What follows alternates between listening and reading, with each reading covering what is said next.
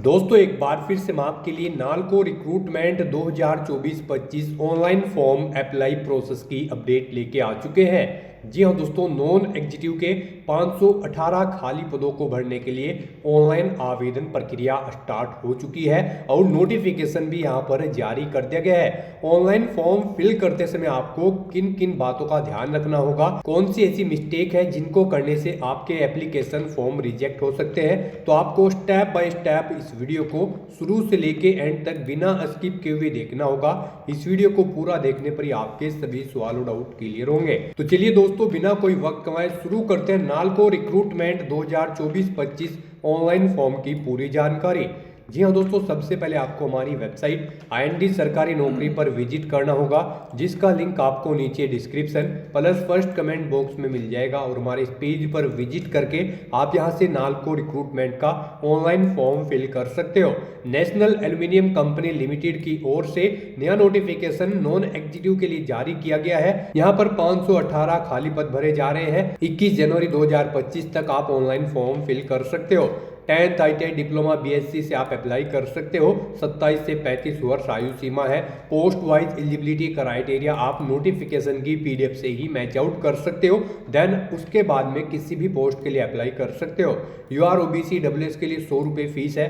SC ST PWBD ex-serviceman को fees जमा नहीं करनी होगी। ऑनलाइन मोड से आप पेमेंट करोगे। CBT और ट्रेड टेस्ट के आधार पर सिलेक्शन होगा। ऑनलाइन आप ऑल इंडिया से अप्लाई कर सकते हो। nalcoindia.com पोर्टल से ऑफिशियल नोटिफिकेशन लिंक पर क्लिक करके आप इसकी PDF डाउनलोड कर सकते हो। यहाँ पर आप स्क्रॉल डाउन करते हुए पोस्ट वाइज यहाँ पर क्वालिफिकेशन, एज लिमिट, साथ ही साथ यहाँ पर आपको वैकेंसीज की इंफॉर्मेशन दे दी गई है। यहाँ से आप पोस्ट वाइज चेकआउट कर सकते हो। सभी पोस्ट के लिए आप पूरा एलिजिबिलिटी क्राइटेरिया यहाँ से रीड आउट कर सकते हो। देन उसके बाद में अप्लाई कर सकते हो।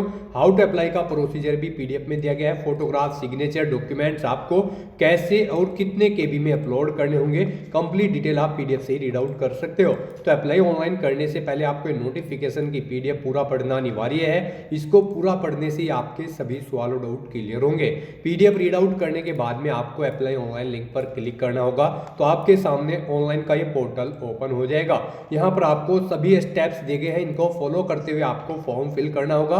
जैसे कि फर्स्ट स्टेप में आपको पर्सनल डिटेल फिल करनी होगी और स्टेप 2 में आपको क्वालिफिकेशन की डिटेल फिल करनी होगी। स्टेप 3 में आपको फोटोग्राफ, सिग्नेचर और डॉक्यूमेंट्स अपलोड करने होंगे। इनके साइज भी यहाँ पर दे दिए गए हैं कि कैसे आपको कितने KB में अपलोड करने होंगे। स्टेप 4 में आपको फीस पेमेंट करते हुए फाइनली फॉर्म सबमिट कर देना होगा।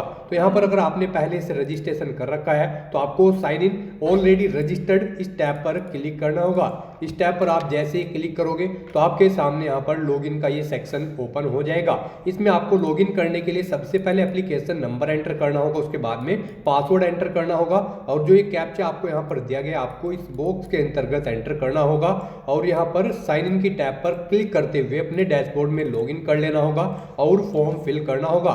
फॉर्म फिल करने के यहाँ पर भी स्टेप्स आपको दिखाई दिए गए हैं, इनको फॉलो करते हुए आप फॉर्म फिल कर सकते हो।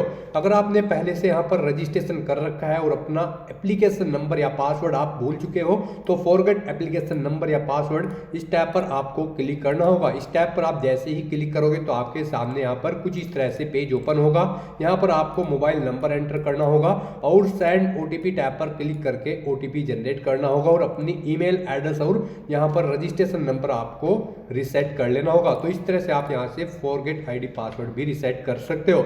और अगर आपने पहले से रजिस्ट्रेशन नहीं किया हुआ है तो आपको न्यू रजिस्ट्रेशन की भी यहाँ पर टैब दी गई है। इस टैब पर आपको क्लिक करना होगा। इस टैब पर आप जैसे ही क्लिक करोगे तो आपके सामने कुछ इस तरह से ऑनलाइन का पेज ओपन होगा। यहाँ पर भी सबसे पहले पर्सनल डिटेल भरनी होगी, उसके बाद में क्वालिफिकेशन डिटेल, उसके बाद में डॉक्यूमेंट्स अपलोड करने होंगे, फीस पेमेंट करते हुए फाइनली फॉर्म सबमिट कर देना होगा। तो यहाँ पर आपको इंस्ट्रक्शंस दिए गए हैं, इनको आपको रीड आउट कर लेना होगा।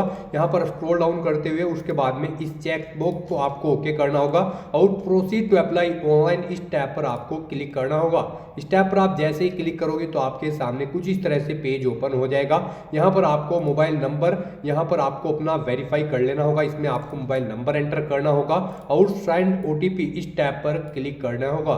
उसके बाद आपके मोबाइल नंबर पर एक ओटीपी आएगा, वो ओटीपी आपको यहाँ पर एंटर करना है और सबमिट बटन पर क्लिक कर देना है। ओटीपी वेरीफाई करने के बाद आपको अपनी पर्सनल डिटेल देनी है। यहाँ पर आपको सबसे पहले अपना नाम एंटर करना है, उसके बाद आपको अपने फादर का नेम एंटर करना है, फिर आपको अपनी मदर का नेम एंटर करना है, उसके बाद आपको अपना जेंडर सेलेक्ट करना है। मोबाइल नंबर आपको ऑटोमेटिकली यहाँ पर फिल मिल जाएगा जो आपने पीछे प्रोवाइड कराया है।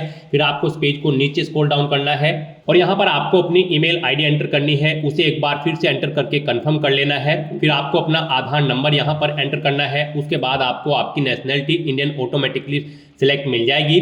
फिर यहाँ पर आपसे पूछा गया है कि कौन सी पोस्ट के लिए आप अप्लाई करना चाहते हैं।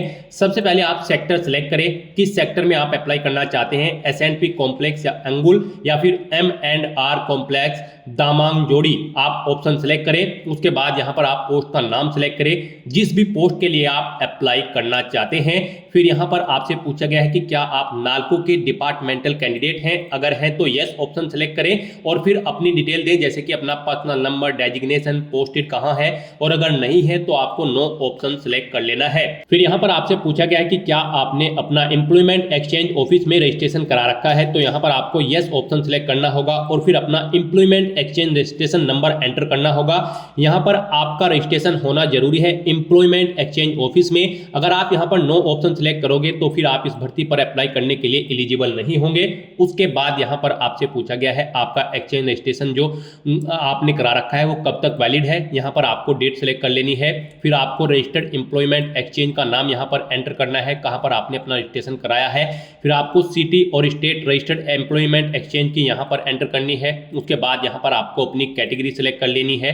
फिर आपसे पूछा गया कि क्या आप PWBD कैंडिडेट हैं और आपकी PWBD की परसेंटेज 40% से अबव है डिसेबिलिटी की, अगर है तो यस करें और फिर यहाँ पर अपनी परसेंटेज दे डिसेबिलिटी की और उसकी डिटेल दे अपनी डिसेबिलिटी की। और अगर आप PWBD कैंडिडेट नहीं है तो आपको नो ऑप्शन सेलेक्ट कर लेना है। फिर आपसे पूछा गया है कि क्या आप एक सर्विसमैन कैंडिडेट हैं, अगर है तो यस करें और फिर अपनी डिटेल दें, नहीं है तो आप नो ऑप्शन सेलेक्ट करें। उसके बाद आपसे पूछा गया कि क्या आप जम्मू और कश्मीर से बिलोंग करते हैं, अगर करते हैं तो यस करें और फिर उसकी डिटेल दें, नहीं करते हैं तो आप नो ऑप्शन सेलेक्ट कर ले। फिर आपसे पूछा गया है कि क्या आप यहाँ पर लैंड अफेक्टेड कैंडिडेट हैं, अगर हैं तो यस करें, नहीं तो नो ऑप्शन सेलेक्ट करें। फिर आपको अपनी डेट ऑफ बर्थ इस कैलेंडर में से सिलेक्ट कर लेनी है। उसके बाद आपको एग्जाम सेंटर सेलेक्ट करने हैं। यहाँ पर आपको 3 चॉइसेस दी गई है, आप एग्जाम सेंटर प्रेफरेंस अपनी चॉइस के अकॉर्डिंग यहाँ पर सिलेक्ट करें। आप जिसे फर्स्ट नंबर पर रखना चाहते हैं यहाँ पर सिलेक्ट करें, जिसे आप सेकंड प्रेफरेंस देना चाहते हैं फिर सेकंड एग्जामिनेशन सेंटर सेलेक्ट करें, फिर थर्ड। इस तरह से आपको 3 एग्जामिनेशन सेंटर अपनी चॉइस के अकॉर्डिंग सेलेक्ट कर लेने हैं। फिर यहाँ पर आपको अपनी कॉन्टैक्ट डिटेल प्रोवाइड करानी है, अपना कम्युनिकेशन एड्रेस एंटर करें, फिर आप अपना परमानेंट एड्रेस एंटर करें और अगर आपका परमानेंट एड्रेस आपके कम्युनिकेशन एड्रेस के अकॉर्डिंग सेम है तो आप इस चेकबॉक्स को ओके कर दे। ऑटोमेटिकली आपका परमानेंट एड्रेस आपके कम्युनिकेशन एड्रेस के अकॉर्डिंग फिल हो जाएगा। उसके बाद आपको ये कैप्चा कोड यहाँ पर एंटर करना है, इस चेकबॉक्स को ओके करना है और फिर आपको सबमिट बटन पर क्लिक कर देना है।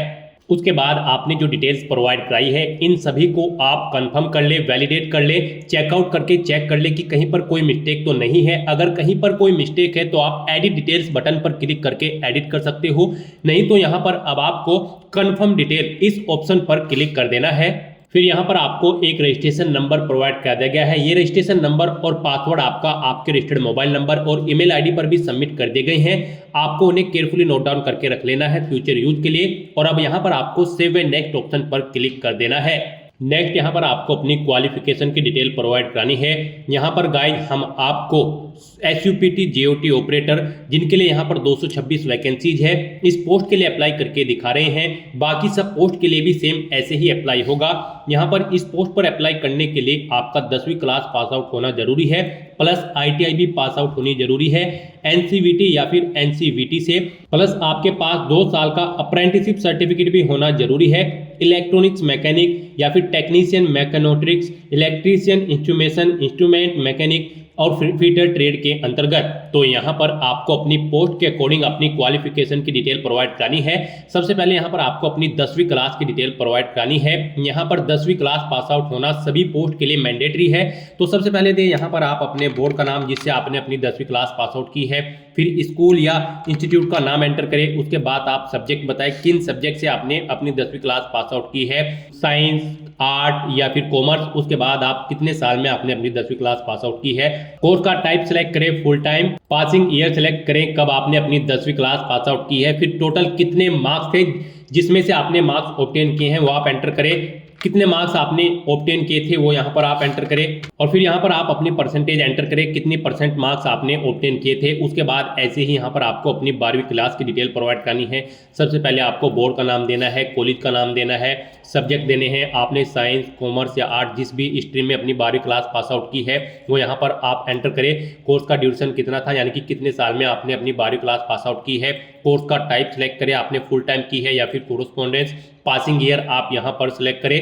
उसके बाद आपको टोटल मार्क्स देने हैं, फिर कितने मार्क्स आपने ऑब्टेन किए हैं वो एंटर करें, परसेंटेज आप अपनी एंटर करें। फिर आपको अपनी ITI की डिटेल यहाँ पर प्रोवाइड करानी है। यहाँ पर ये मैंडेटरी है। सबसे पहले आप बोर्ड या काउंसिल का नाम दें जिससे आपने अपनी ITI कंप्लीट की है, इंस्टीट्यूट, कॉलेज या फिर स्कूल का नाम एंटर करें, फिर ट्रेड या डिसिप्लिन सेलेक्ट करें, किस ट्रेड या फिर डिसिप्लिन में आपने अपनी ITI यहाँ पर कंप्लीट की है। कोर्स का ड्यूरेशन कितना था वो आप सिलेक्ट करें, कोर्स का टाइप सेलेक्ट करें, फिर पासिंग ईयर आप सिलेक्ट करें। उसके बाद टोटल मार्क्स एंटर करें, कितने मार्क्स आपने ऑब्टेन किए हैं वो आप यहाँ पर एंटर करें, अपनी परसेंटेज दें ITI में आपने कितने % मार्क्स ऑब्टेन किए हैं।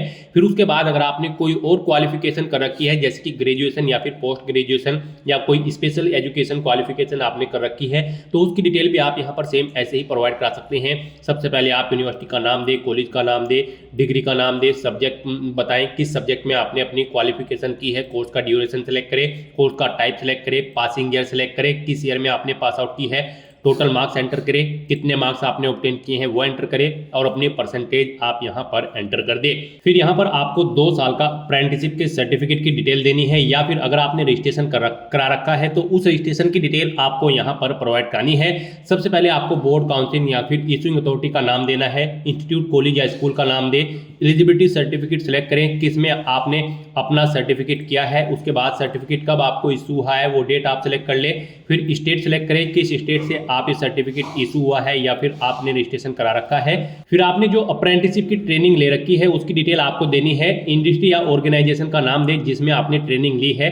नेचर ऑफ ट्रेनिंग यहाँ पर आप एंटर करें, कब से कब तक आपने ट्रेनिंग ली है वो डेट्स आप यहाँ पर सिलेक्ट कर ले। उसके बाद आपको डिक्लेरेशन सेक्शन में आना है, इस चेकबॉक्स को ओके करना है और सबमिट बटन पर क्लिक कर देना है। उसके बाद यहाँ पर आपको आपकी ये जो डिटेल आपने प्रोवाइड कराई है पूरा प्रीव्यू शो कर दिया गया है। आपको सभी डिटेल चेकआउट करनी है। कहीं पर कोई मिस्टेक है तो आप एडिट डिटेल ऑप्शन पर क्लिक करके एडिट कर ले, नहीं तो यहाँ पर अब आपको कंफर्म डिटेल्स इस ऑप्शन पर क्लिक करना है। उसके बाद आपके सामने कुछ इस तरह से इंटरफेस ओपन होगा। अब यहाँ पर आपको सेव एंड नेक्स्ट ऑप्शन पर क्लिक कर देना है। अब यहाँ पर आपको अपने डॉक्यूमेंट्स अपलोड करने हैं। उसके बाद यहाँ पर आपको गाइज अपना फोटो और सिग्नेचर अपलोड करने हैं। यहाँ पर आपका फोटो और सिग्नेचर JPG या फिर JPEG फॉर्मेट में होना चाहिए। यहाँ पर कैंडिडेट मोस्टली इसी सेक्शन में गलती करते हैं। आपको दी गई गाइडलाइंस के अकॉर्डिंग अपने फोटो और सिग्नेचर अपलोड करने हैं, अदरवाइज आपका एप्लीकेशन फॉर्म रिजेक्ट हो सकता है। इसी के बारे में हम बात कर रहे थे स्टार्टिंग में। इस सेक्शन को आपको केयरफुली कंप्लीट करना है, अदरवाइज आपके एप्लीकेशन फॉर्म रिजेक्ट हो सकते हैं। फोटोग्राफ आपका यहाँ पर 10 से 200 KB के बीच में होना चाहिए और डायमेंशन उसका 3.5 सेंटीमीटर इंटू 4.5 सेंटीमीटर होना चाहिए। सिग्नेचर का जो साइज है आपका 4 KB से 30 KB के बीच में होना चाहिए और उनका डायमेंशन 3.5 सेंटीमीटर से 1.5 सेंटीमीटर के बीच में होना चाहिए। और आपके सिग्नेचर यहाँ पर व्हाइट पेपर पर ब्लू या ब्लैंक इंक पेन से होने चाहिए। तो यहाँ पर आपको अपना फोटो अपलोड करना है, फिर आपको अपने सिग्नेचर अपलोड करने हैं। उसके बाद यहाँ पर आपको अपने अदर डॉक्यूमेंट्स अपलोड करने हैं, जैसे कि आपका कास्ट सर्टिफिकेट अगर आप रिजर्व कैटेगरी से बिलोंग करते हैं, फिर आपको अपनी 10वीं क्लास का सर्टिफिकेट, 12वीं क्लास का सर्टिफिकेट, ITI का सर्टिफिकेट और यहाँ पर आपके जो भी एम्प्लॉयमेंट एक्सचेंज सर्टिफिकेट है या फिर अप्रेंटिसशिप डॉक्यूमेंट जो भी रिक्वायर्ड है, ITI मार्कशीट वगैरह, आप इन्हें 1 by 1 करके अपलोड कर दें। तो यहाँ पर आपको अगर आप अपना फोटो अपलोड करते हैं तो आपको फोटो सेलेक्ट करना है, चूज फाइल बटन पर क्लिक करना है, फाइल को सिलेक्ट कर लेना है और अपलोड बटन पर क्लिक करके अपना फोटो अपलोड कर देना है। जैसे ही आप अपलोड बटन पर क्लिक करेंगे फिर यहाँ पर आप व्यू के इस लिंक पर क्लिक करके अपना फोटो चेकआउट कर सकते हो। ऐसे ही यहाँ पर आपको अपना सिग्नेचर और बाकी के सभी डॉक्यूमेंट सिलेक्ट करके उन्हें वन बाय वन करके आपको चूज फाइल बटन पर क्लिक करके फाइल्स को सिलेक्ट करके अपलोड बटन पर क्लिक करके अपलोड कर देना है। उन सभी की लिस्ट आपको यहाँ पर शो कर दी जाएगी और फिर आपको डिक्लेरेशन सेक्शन में इस चेकबॉक्स को ओके करना है और सबमिट बटन पर क्लिक कर देना है। अपने सभी डॉक्यूमेंट अपलोड करने के बाद जैसे ही आप सबमिट बटन पर क्लिक करेंगे आपके सामने मैसेज शो हो जाएगा, आपका एप्लीकेशन फॉर्म सक्सेसफुली सबमिट हो चुका है। आपको ओके के इस बटन पर क्लिक करना है। उसके बाद आपको आपके एप्लीकेशन फॉर्म का पूरा प्रीव्यू यहाँ पर शो कर दिया जाएगा। गाइस यहाँ पर अगर आप रिजर्व कैटेगरी से बिलोंग करते हैं, आप SC ST PWBD या फिर EX सर्विसमैन हो तो आपको कोई फीस जमा नहीं करानी है और अगर आप अनरिजर्व OBC EWS कैंडिडेट हैं तो आपको 100 रुपए फीस के रूप में जमा कराने होंगे। इससे पहले आपको फीस पेमेंट के इंटरफेस पर रिडायरेक्ट कर दिया जाएगा।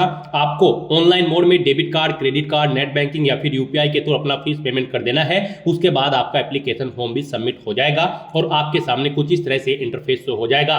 यह आपके एप्लीकेशन फॉर्म का पूरा प्रीव्यू है। यहाँ पर आपको प्रिंट के इस बटन पर क्लिक करके अपने एप्लीकेशन फॉर्म का एक हार्ड कॉपी प्रिंट आउट ले लेना है फ्यूचर यूज के लिए, फ्यूचर रेफरेंस के लिए। तो दोस्तों ऐसे आप NALCO limited non executive 518 post के लिए अपना फॉर्म अप्लाई कर सकते हो बिना कोई मिस्टेक किए हुए। आज की इस वीडियो में बस इतना ही। आई होप ये वीडियो आपको पसंद आई होगी। अगर पसंद आई हो तो इसे लाइक और शेयर करें। चैनल पर नए हो तो इसे सब्सक्राइब कर लें। Thanks for watching.